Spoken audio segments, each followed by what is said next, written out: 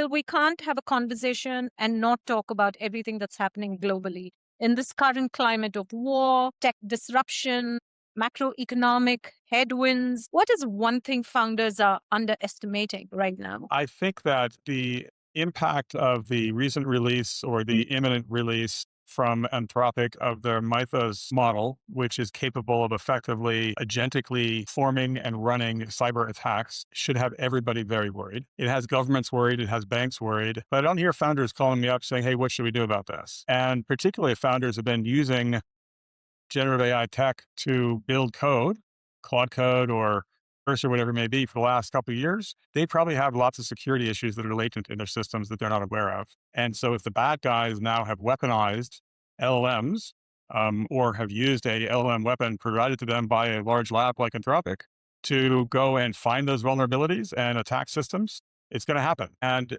Anthropic is responsible holding back Mythos and giving it to only tech companies and governments to start with to help them find and fix problems. But that does not mean that there are not other models that can do similar things.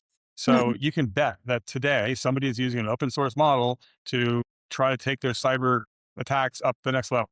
And it will only get worse over the next year. So if there's one thing you suggest is to be as aware as possible, constantly remain plugged in and try and Well, figure it it out. means that it got to be two things. One is obviously have your teams aware of what's often social engineering cyber attacks. And I get one, you get one probably every day.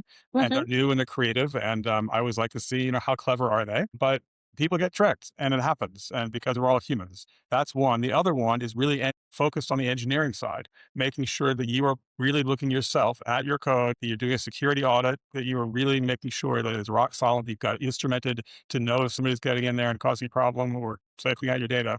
So doing that work now before it ends up being a problem is the right time to do it. So focus on your team, make sure that they are aware, hyper aware, and focus on your code.